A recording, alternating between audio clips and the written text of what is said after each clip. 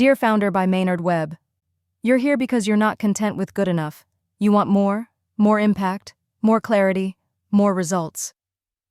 Building a company isn't just a challenge. It's an all-consuming journey. A marathon where every step demands precision, resilience, and an unwavering sense of purpose. Success doesn't favor the lucky. It rewards the prepared. That's where Maynard Webb steps in. Maynard Webb isn't just a name.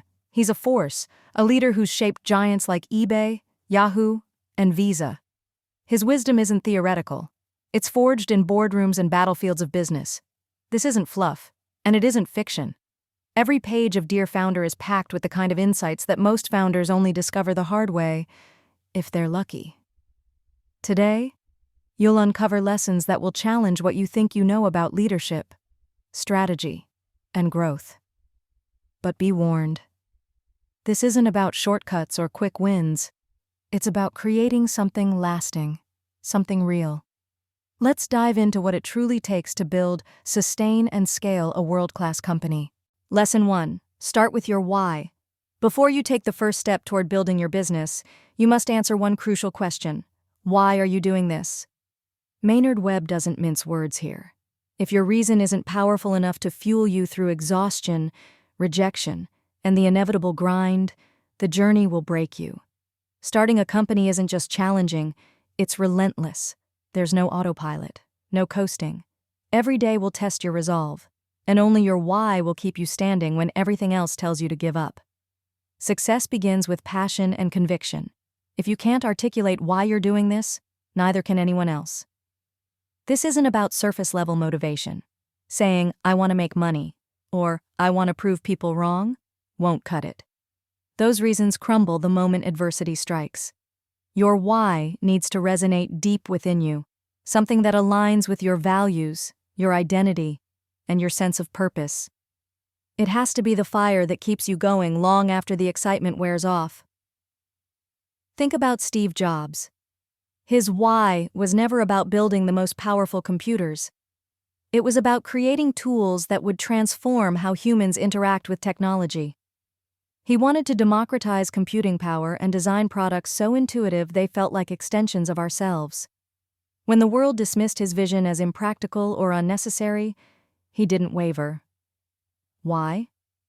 Because his purpose was so deeply rooted that he couldn't imagine not pursuing it. Now consider Sarah Blakely, founder of Spanx. Her why wasn't about selling shapewear. It was about empowering women. She wanted to create products that boosted confidence and made women feel unstoppable. That clarity guided her through years of rejection from male investors who didn't understand her vision. Her why didn't just sustain her. It became the foundation of a billion-dollar empire. On the flip side, founders who chase shallow goals, status, wealth, or revenge, often burn out or self-destruct. A founder who wants to get rich quick will find it impossible to endure years of tight budgets, sleepless nights, and uphill battles. A founder motivated by validation will crumble under criticism, mistaking every setback for personal failure. If you're not building this company because you must, because it's part of who you are, you won't have the fuel to survive the hard days. So how do you discover your why? Start by asking yourself, what's the problem I can't stop thinking about? What's the one thing I'd regret not doing if I looked back on my life 30 years from now? Your answer should be so clear and compelling that it stirs something inside you. Write it down, test it, share it with people you trust. Refine it until it feels undeniable. Try this exercise.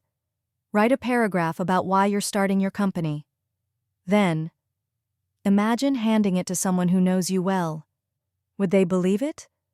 Would it sound authentic? If it feels generic or insincere, go deeper. Your why should be so personal and powerful that it feels like a piece of your identity. Your why isn't just your mission statement, it's your survival kit. It's what will get you out of bed after the 100th rejection. It's what will help you see setbacks as challenges, not dead ends. If your why doesn't make your heart race and your hands itch to start working, you haven't found it yet. Keep digging, your journey depends on it. Lesson 2. The long runway. You don't fail because you're bad, you fail because you run out of time. This single statement from Maynard Webb cuts through the noise. Most startups don't collapse because the founders lacked talent or their ideas weren't innovative. They collapse because they didn't give themselves enough time to bring their vision to life. A great product won't save you if you're out of money before you can prove its value. Maynard insists that founders plan for a runway of at least 18 to 24 months of operating capital. This isn't just financial advice, it's a survival strategy. A long runway buys you time to iterate, learn, and adapt without making rash decisions. Startups are rarely perfect out of the gate, and pivots often determine success. That takes time, and time costs money. The only thing worse than no runway is a short one. It will force you into desperate decisions. When your runway is too short, you're constantly scrambling. Every decision becomes about short-term survival instead of long-term growth. A founder with only 6 months of funding left will feel pressure to rush a product launch, even if it isn't ready. They might take on investors or partners they don't trust, or worse, compromise on their company's vision. Desperation doesn't just hurt your decision-making, it's visible to everyone around you. Employees sense it. Investors smell it. Customers feel it. And the minute people lose faith in your ability to lead with confidence, the game gets exponentially harder. Consider a new restaurant that launches with an incredible menu and excellent service. But if they underestimated their costs, or didn't factor in how long it would take to build a loyal customer base, they'll burn through their savings quickly. It doesn't matter how good the food is, without the funds to weather slow months, they'll be forced to shut down before word of mouth can do its job. Take Uber as another example. For years, they operated at a loss. They weren't profitable, but they had a long runway, thanks to strategic fundraising and investor support. That gave them time to refine their platform, expand their market reach, and build the brand recognition that ultimately sets them apart from competitors. If Uber had been forced to prioritize short-term profits, they might have faded into obscurity before anyone knew their name. Their story isn't just about raising capital. It's about understanding that building something lasting takes time. Uber's leadership knew they were playing the long game, and they secured the resources to stay in it until the rewards started rolling in. So how do you build a long runway? First, plan for the unexpected. Equipment breaks, market trends shift, a major client pulls out. Build a buffer into your budget to handle surprises. Next, raise more than you think you need. Many founders make the mistake of raising just enough to get started. But what happens if your product launch is delayed or your marketing campaign underperforms? Maynard's advice is to raise for at least 18 to 24 months of operating expenses. Track your burn rate obsessively. How much money are you spending each month? And how long will your funds last at that rate? If you don't know your burn rate, you're flying blind. And finally, be ruthlessly efficient. A long runway isn't an excuse to waste money. Cut unnecessary expenses and focus your resources on what will move the needle. Every dollar should feel like an investment in your company's survival. A long runway also changes how your team operates. When you're not in panic mode, your team can focus on building something meaningful instead of constantly fighting fires. Employees are more motivated and creative when they're not worried about job security. It gives you the breathing room to take calculated risks. Maybe you need to pivot your product based on customer feedback or invest in a longer R&D cycle to perfect your offering. These moves are only possible when you have the time and resources to make them. A solid runway isn't a luxury, it's your lifeline. Planning for the long haul will save you from desperate decisions and give your company the time it needs to thrive. Budget conservatively, raise funds strategically, and track your burn rate obsessively. As Maynard says, running out of money doesn't mean your idea wasn't great, it just means you didn't give it the time it deserved. Lesson 3. Honesty is the best and only policy. In a world of overhyped pitches, the truth is rare and invaluable. Maynard Webb's advice on honesty is both refreshing and essential. Honesty isn't just about doing the right thing, it's the smartest thing you can do for your business. Investors, employees, customers, and partners value transparency because it builds trust, and trust is the foundation of leadership, loyalty, and sustainable growth. The modern business world is saturated with exaggerated claims and lofty projections that rarely match reality. Overpromising might win you attention in the short term, but under-delivering will destroy your credibility. Honesty, on the other hand, establishes you as a leader who can be trusted, even when the news isn't good. Trust isn't just earned during success, it's earned in how you handle adversity. Trust, once broken, is nearly impossible to rebuild. Start with the truth and end with the truth. It's the only way to sustain relationships in the long term. Maynard's sunshine test is a deceptively simple yet incredibly powerful concept. Would you be proud of your decisions if they were broadcast on the front page of a major newspaper? This isn't about paranoia. It's about accountability. It forces you to confront your choices and consider their broader implications. Are you cutting corners? Are you being transparent with stakeholders? Are your actions aligned with the values you want your company to represent? By consistently applying the sunshine test, you ensure your decisions reflect integrity and foresight, even when no one else is watching. During the 2008 financial crisis, companies like General Electric and Ford stood out because they communicated openly about their challenges and plans. Their transparency reassured investors and customers, helping them maintain strong reputations during a turbulent time. Few companies exemplify the power of honesty better than Patagonia. They've built a fiercely loyal customer base by being radically transparent about their environmental impact and supply chain practices.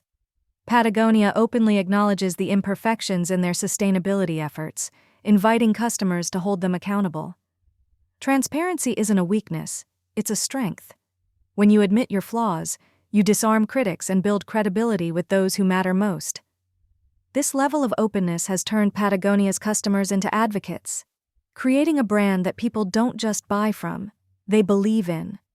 While honesty builds trust, dishonesty erodes it faster than almost anything else.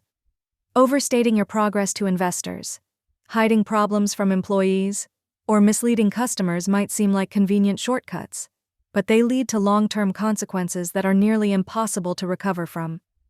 Consider Theranos, the biotech startup that promised revolutionary blood testing technology. Their decision to hide failures and mislead stakeholders didn't just lead to the company's collapse. It became one of the biggest corporate scandals in recent history. The truth will come out eventually. The only question is whether you'll control the narrative, or let it control you. Honesty isn't just about avoiding deception. It's about proactively communicating the realities of your business. Be realistic with investors. Don't inflate projections to attract funding. Instead, share realistic goals and explain the risks honestly. Investors will respect your transparency and be more prepared for challenges. Share challenges with your employees. When your team understands the obstacles you're facing, they're more likely to rally behind solutions. Keeping them in the dark breeds frustration and mistrust. Be open with customers. If a product launch is delayed or a feature doesn't work as expected, own it. Customers value companies that take responsibility and make things right. Your credibility is your most valuable asset. Protect it with the truth, no matter how hard it is to share. To build a culture of honesty, set the tone at the top. As a leader, your actions set the standard. If you're transparent, your team will follow suit. Encourage open communication. Create an environment where employees feel safe sharing concerns and feedback without fear of retaliation. Admit mistakes quickly. When something goes wrong, own it immediately. The faster you address the issue, the less damage it causes. Align words with actions. Saying you value transparency isn't enough. Your behavior must reflect it in every interaction, decision, and policy. Maynard's emphasis on honesty isn't just about ethics. It's about building a foundation that can withstand the pressures of entrepreneurship. Trust isn't a luxury. It's a necessity. Whether it's investors, employees, or customers, the people around you need to believe in you, and that belief starts with the truth. Honesty isn't a liability. It's the only path to sustainable success. Lesson 4. Be ruthless with competitors, but focus inward. Competitors are everywhere, but they're not your biggest problem. The real battle is within your own business. Maynard Webb drives this point home with clarity. Obsessing over your competition won't make you better. It will distract you from what truly matters. Your energy is better spent building the best version of your company, not trying to outdo someone else's. There's a fine line between staying informed about your competition and letting them dictate your strategy. When you focus too much on what others are doing, you risk becoming reactive. You start mimicking their moves, trying to outpace them at their game. But here's the problem. Reactive decisions are rarely innovative. Your competitors won't close deals for you, they won't talk to your customers, they won't improve your product. Only you can do that. The companies that stand the test of time don't succeed by copying others, they succeed by doubling down on what makes them unique. Maynard emphasizes that your success is determined by what you control: your product, your team, your culture, and your customer experience. Apple didn't become a tech leader by trying to beat Microsoft at their game. Instead, they focused inward, on creating products that were elegant, intuitive, and transformative. They didn't care about matching Microsoft's features, they cared about redefining the user experience. That inward focus turned Apple into a brand synonymous with innovation. Similarly, Nike has fierce competitors in Adidas and Under Armour, but instead of fixating on their rivals, Nike pours its energy into what it does best: storytelling and community engagement. From campaigns like Just Do It to initiatives that connect with athletes on a personal level, Nike creates an emotional connection with its audience. That's why they're not just a sports brand, they're a movement. Keeping an eye on your competitors is important when talking to investors. They'll want to know how you plan to differentiate yourself in the market and defend your position. But Maynard advises that this is where your focus should stop. Once you've answered their questions, shift your energy back to your company. Investors aren't looking for someone who can copy a competitor, they're looking for someone who can innovate and create. It's okay to watch the competition, but never let them distract you from your mission. Your best move is to make them irrelevant. To focus inward. Define your unique value proposition. What makes your company different? What problem do you solve better than anyone else? Make this the centerpiece of your strategy. Obsess over your customers. Spend more time understanding your customers than studying your competitors. What do they need? What frustrates them? The better you know your customers, the less you'll worry about what your competitors are doing. Strengthen your culture. Your culture is your competitive edge. A motivated, collaborative team will always outperform a distracted, reactive one. Invest in your people, and they'll help you build something competitors can't replicate. Measure success by internal metrics. Set goals based on your own benchmarks, not your competitors' achievements. If you're constantly comparing yourself to others, you'll lose sight of your progress. Focusing inward doesn't mean ignoring competitors entirely. You need to understand the market and stay informed about trends, but that information should inform your decisions, not dictate them. Think of it like running a marathon. Glancing at the runners beside you can help you gauge your pace, but if you spend the entire race staring at them, you'll trip, fall behind, or lose sight of the finish line. Southwest Airlines understood this. In the 90s, they entered a fiercely competitive market dominated by established players like American Airlines. Instead of trying to mimic their competitors, Southwest focused inward: low costs, friendly service, and efficient operations. They didn't compete by playing the same game, they rewrote the rules. Maynard's advice is clear. Keep one eye on your competitors, but both hands on your business. The companies that thrive don't chase others, they chart their own paths. Spend less time worrying about what others are doing and more time perfecting your product, strengthening your culture, and delighting your customers. The best way to beat the competition is to build something so good they become irrelevant. Lesson 5. Numbers don't lie. Plan ahead. When it comes to your business's future, hope is not a strategy. Metrics are. This statement from Maynard Webb is as practical as it is brutally honest. If you don't know your numbers, you don't know your business. Every decision you make, whether it's about hiring, marketing, fundraising, or product development, should be anchored in clear, actionable data. Vague projections and wishful thinking won't just slow you down, they'll put your company at risk. Metrics don't lie, and they don't sugarcoat. They tell you where you're thriving, where you're struggling, and where you need to make adjustments. Founders who ignore or underestimate the importance of metrics are essentially flying blind, hoping for success instead of planning for it. Metrics are the foundation of credibility. Investors won't back you, employees won't trust you, and customers won't believe in you unless you can articulate exactly where your business stands and where it's headed. This isn't just about knowing your revenue numbers, it's about understanding your growth rate, customer acquisition costs, churn rate, and other key performance indicators that define your industry. Metrics are the language of business. Speak fluently, or be ignored. Metrics also serve as your internal compass, helping you identify what's working and what isn't, enabling you to allocate resources effectively. Without them, you're gambling instead of strategizing. One of the most dangerous traps for any founder is overpromising and underdelivering. Vague projections and inflated expectations might attract attention initially, but they'll destroy trust when reality falls short. A tech startup boasting about exponential growth, but failing to detail how they'll reach profitability, immediately raises red flags with investors. They might secure initial funding, but the lack of a clear plan will quickly lead to frustration and distrust. In contrast, Amazon's rise to dominance is rooted in their relentless focus on data-driven decisions. Every aspect of their business, pricing, inventory management, delivery logistics, is calculated based on metrics. This obsession with data has allowed Amazon to scale efficiently, maintain razor-thin margins, and stay ahead of competitors. Hope might inspire your vision, but it won't keep the lights on. Numbers will. So how do you build a metrics-driven business? First, identify your key performance indicators. Not all metrics are created equal. Figure out which ones matter most for your business. For example, software-as-a-service companies focus on metrics like monthly recurring revenue, churn rate, and customer lifetime value.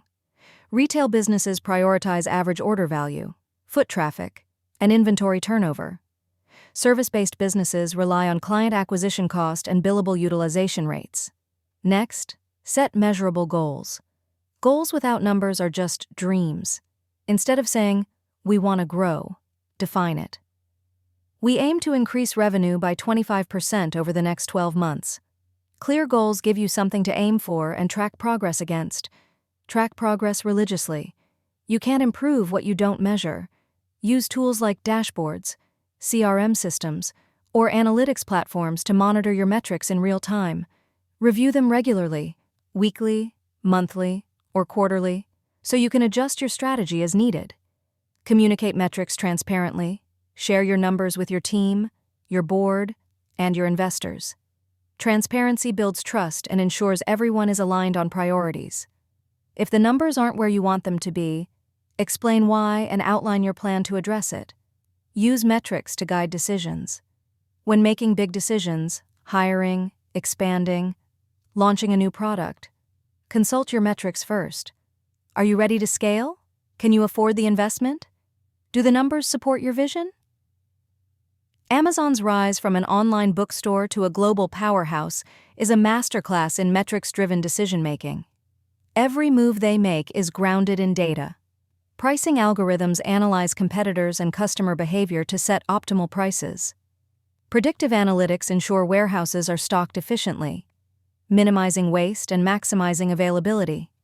Metrics like delivery times, return rates, and customer satisfaction scores drive constant improvements. Amazon's obsession with metrics hasn't just kept them competitive, it's made them dominant. Numbers don't just drive strategy, they shape culture. A team that understands the importance of metrics operates with clarity and accountability. Employees know what success looks like because it's defined in measurable terms. They also know that their contributions are being tracked, which fosters a sense of ownership and responsibility. A metrics-driven culture is a winning culture. It aligns teams, inspires action, and delivers results. Metrics aren't optional, they're essential. Track your progress relentlessly, communicate it clearly, and ensure every goal is backed by data. Wishful thinking might inspire your vision, but metrics are what turn that vision into reality. In business, numbers are the closest thing we have to the truth. Use them wisely, and they'll never let you down. Lesson 6. The Art of Crisis Management. Crises aren't a matter of if, they're a matter of when. No matter how carefully you plan, challenges will arise, and how you respond to them will define your leadership and the future of your company. Maynard Webb's advice is clear. Embrace crises head-on. They're not just obstacles. They're opportunities to show your resilience, refine your strategy, and build trust with your stakeholders. Leadership isn't about avoiding problems, it's about solving them, publicly and decisively. Crises expose weaknesses. They test your systems, your team, and your ability to lead under pressure. But they also provide a unique opportunity to showcase your values and commitment. A well-handled crisis can strengthen your reputation and position your company as one that takes responsibility and adapts effectively. Avoiding or ignoring a crisis, on the other hand, can erode trust and lead to long-term damage. Leadership in a crisis isn't about perfection, it's about transparency, decisive action, and learning from mistakes. When a crisis hits, Maynard suggests starting with 3 critical questions. First, what happened? Define the problem clearly and objectively. Avoid speculation or blame, focus on uncovering the facts. Second, what did we miss? Identify gaps in your processes, communication, or planning that allowed the crisis to occur. And finally, how can we prevent this in the future? Develop solutions to address the root cause, not just the symptoms. Airbnb faced backlash for discrimination on their platform, but they didn't shy away from the issue. They openly acknowledged the problem, partnered with civil rights organizations, and implemented new policies to rebuild trust and accountability. Their response wasn't just reactive, it was transformative. One of the most iconic examples of crisis management is Johnson & Johnson's response to the Tylenol tampering incident in 1982. When it was discovered that cyanide-laced capsules had caused multiple deaths, the company acted swiftly and decisively. They immediately recalled 31 million bottles of Tylenol. Even though it cost them $100 million, they communicated openly with the public, prioritizing customer safety over profits, and they introduced tamper-proof packaging, setting a new industry standard. In moments of crisis, your actions reveal your priorities. Customers, not profits, must come first. This approach preserved their brand's integrity and earned them widespread respect. Instead of being remembered for the crisis, Johnson & Johnson became a case study in responsible leadership. While strong crisis management can enhance your reputation, poor handling can have the opposite effect. Avoiding responsibility, downplaying the issue, or failing to act decisively can lead to long-term consequences. BP's response to the Deepwater Horizon oil spill in 2010 is often criticized for being slow and inadequate. Their initial attempts to minimize the scope of the disaster, coupled with a lack of transparency, led to significant backlash and long-lasting damage to their brand. Maynard's advice is clear. When a crisis arises, confront it immediately. Denial only makes things worse. To master crisis management, start by acknowledging the problem quickly. The first step in managing a crisis is admitting it exists. Silence or denial erodes trust. Be transparent about the issue and commit to addressing it. Communicate clearly and consistently. Keep stakeholders informed at every step. Whether it's customers, employees, or investors. People want to know what's happening and what you're doing to fix it. Take responsibility. Even if the crisis wasn't entirely your fault, own your part in it. Accountability builds credibility. Assemble a crisis team. Designate a team to handle the situation. This ensures a coordinated, efficient response and prevents miscommunication. Learn and adapt. After resolving the immediate crisis, conduct a thorough review. What systems failed? What changes need to be made? Use the experience to strengthen your organization. Crises, while challenging, often bring clarity. They reveal what's truly important, force you to prioritize effectively, and can even lead to innovation. Maynard emphasizes that how you handle adversity often matters more than the adversity itself. Netflix demonstrated this in 2011 when they split their DVD and streaming services. The backlash was immediate and intense. But instead of doubling down or ignoring customer complaints, Netflix's leadership pivoted, refocused their efforts on streaming, and ultimately emerged stronger. A crisis is an invitation to evolve. If you're willing to adapt, you'll come out stronger than before.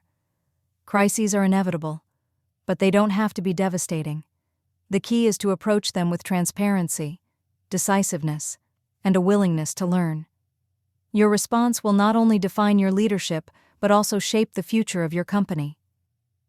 In crises, don't hide, lead. It's not the crisis that defines you, it's how you respond to it. Honesty, focus, and resilience. If Maynard Webb's lessons could be summed up in one mantra, it would be this: stay honest, stay focused, stay resilient. Strategies and tactics are important, but they mean nothing without integrity and determination. Honesty builds trust. Focus sharpens your vision, and resilience keeps you moving forward when the road gets tough. These aren't just business principles, they're the foundation of lasting success. Thank you for listening to Dear Founder by Maynard Webb.